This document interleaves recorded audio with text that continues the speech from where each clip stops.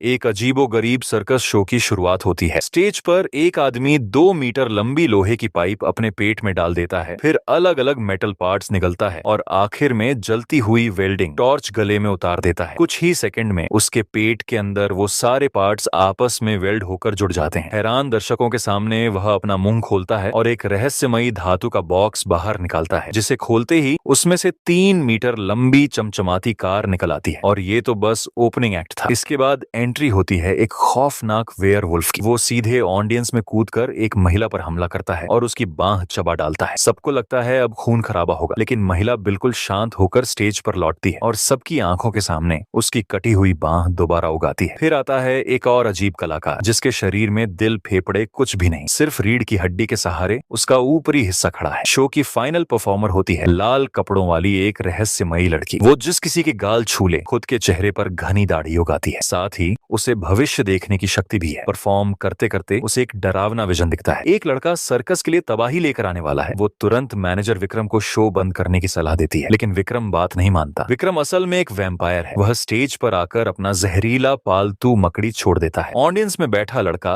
आदित्य उस मकड़ी से बेहद प्रभावित हो जाता है। शो के बाद वो चुपके से बैक स्टेज पहुंचकर मकड़ी चुरा लेता है। छिपने के दौरान उसे पता चलता है कि विक्रम और उसका साथी दोनों वैम्पायर हैं और उनका दुश्मन उनका शिकार कर रहा है। आदित्य का दोस्त रोहन, जो बचपन से वैम्पायर का फैन है, सच्चाई जानकर खुद वैम्पायर बनने की जिद करता है। लेकिन जब विक्रम उसका खून छकता है तो उसमें अजीब बुराई महसूस करता है और उसे ठुकरा देता है। ये अपमान रोहन के दिल में गहरी नफरत भर देता है। इधर स्कूल में मकड़ी गलती से रोहन को काट लेती है। वो बेहोश हो जाता है। उसे बचाने के लिए आदित्य रात में विक्रम के पास जाता है। विक्रम एंटीडोट देने के बदले शर्त रखता है, आदित्य को वैम्पायर बनना होगा। दोस्त की जान बचाने के लिए वो मान जाता है और कुछ ही मिनटों में खुद वैम्पायर बन जाता है।